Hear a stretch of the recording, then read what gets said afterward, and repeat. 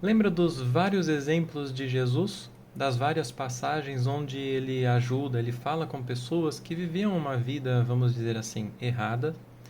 Às vezes elas nem sabiam direito o que estavam fazendo, outras vezes elas tinham consciência disso. E o que é que Jesus sempre demonstrou para nós? Não foi um Deus punitivo, gente. É muito pelo contrário.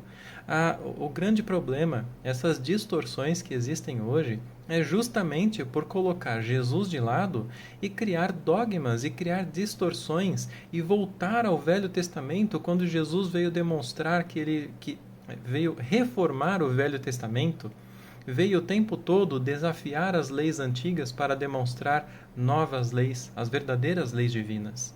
Vejam a prostituta que seria apedrejada, o que ele diz: vá e não erre mais. Vejam o ladrão pregado na cruz ao lado dele, que vira e fala: eu me arrependo. E Jesus diz: hoje você estará nos céus comigo. Mas faltava vir uma ciência que pudesse desenvolver essas ideias e demonstrá-las. É justamente a ciência espírita, é justamente o espiritismo. Ele vem demonstrar não o karma, não esse karma que a gente entende hoje, não essa ideia de que você faz e você paga, de que você fez o mal e você tem que pagar pelo mal. Gente, Deus não é punitivo, Deus não castiga. Só que Deus colocou uma coisa muito importante dentro da nossa mente aqui, ó, a consciência e também o contato com os bons espíritos. A gente sabe quando está fazendo errado. Mas eu comecei dizendo, e aqueles que não sabem exatamente? É isso mesmo, tem pessoas que não sabem exatamente. A consciência acusa que ela está fazendo um erro, mas ela não sabia que aquilo era errado, ou ela não tinha se conscientizado de que o que ela estava fazendo ia gerar uma má consequência. E aí vem a questão: ela aprende com aquilo? Ela aprendeu com aquilo? Ela observou que é errado e se desapegou? Beleza, errar não é pecado. Vou repetir, errar não é pecado. A criança que está aprendendo a andar, quando ela está querendo se levantar, ela vai cair no chão. Ela vai muitas vezes até se machucar nesse processo, mas faz parte.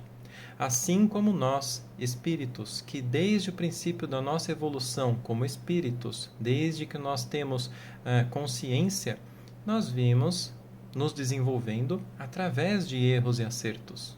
E aquele que sabe que está errado e faz errado? Esses são os exemplos dos fariseus, por exemplo, a quem Jesus demonstrava o tempo todo o apego ao orgulho, o apego ao egoísmo, a hipocrisia. Por quê? Porque por interesses próprios, por interesses de domínio, por interesses diversos, inclusive interesses de dinheiro naquela época, eles adotavam a falsa ideia, eles adotavam os falsos princípios, e Jesus demonstrava isso o tempo todo. E o que acontece com essas pessoas? O que acontece então? Quer dizer que um Hitler que provocou a morte de milhões de pessoas não vai pagar por isso?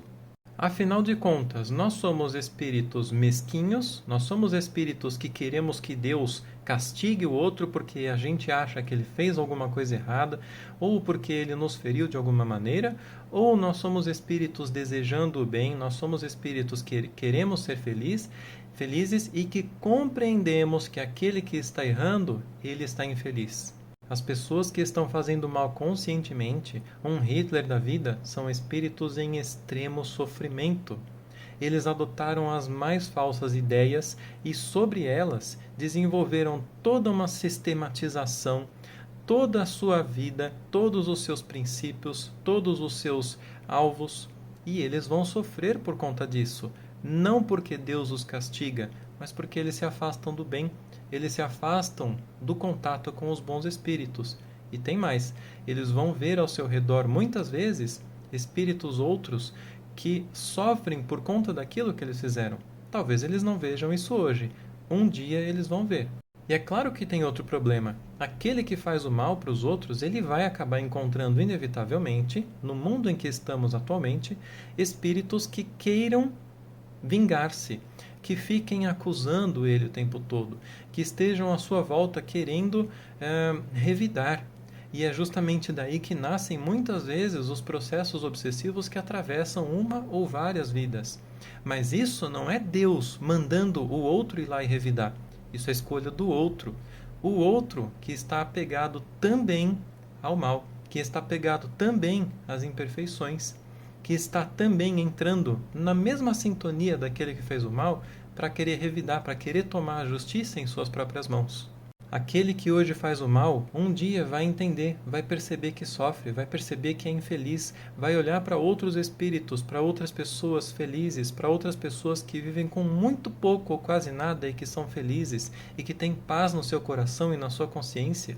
Ele vai perceber que ele não tem isso. Diversos motivos vão levá-lo a perceber que ele mesmo provoca os seus próprios sofrimentos. É nesse momento que ele se buscando, que ele entendendo, ele se arrepende verdadeiramente, mas não é um arrependimento de aceitação conforme a igreja prega. Eu me arrependo, pronto, hoje você estará no céu. Ué, então Jesus falou uma mentira? Não. O que Jesus quis dizer? Assim que você se arrepende, você está no bem. Assim que você se arrepende, verdadeiramente, você está no bem. Mas basta então se arrepender e a gente vai virar anjinho? De maneira alguma. No momento em que eu me arrependo, eu preciso realizar o esforço de reparação. Reparação em mim, onde, nesse esforço de reparação, que se chama expiação, a escolha de provas visando esse esforço, onde nesse momento podem estar envolvidos ou não espíritos para os quais a gente tenha feito mal e que talvez ainda sofram os efeitos desse mal, ou que, não estando apegados a esse mal, aos efeitos desse mal que eu fiz, dessas ações que eu fiz, escolham voltar comigo para me ajudar. Mas isso não é regra. Um bom pai diz ao seu filho: filho, não faça tal coisa porque isso vai te trazer problemas. O filho resolve ignorar o que o pai diz. E ele resolve ignorar esse aviso da boa consciência e ele vai e faz mesmo assim. Ele faz, gera um problemaço, gera um erro gigantesco, sofre com isso e entende. Então ele volta àquele pai que é um bom pai e diz: pai, me desculpa, eu percebi que eu fiz errado.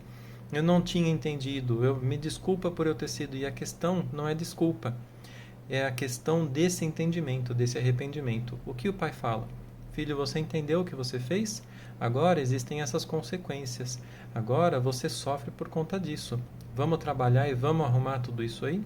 É exatamente a parábola do filho pródigo. Para encerrar, é justamente por tudo isso que eu digo: ao invés de ficar fazendo o evangelho no lar, onde simplesmente se abre aleatoriamente o evangelho segundo o espiritismo, e se toma coisas ali como se fossem regras gerais, regras finais, que não se raciocina, estudem a doutrina espírita, porque ao estudá-la e compreendê-la, nós compreendemos Jesus.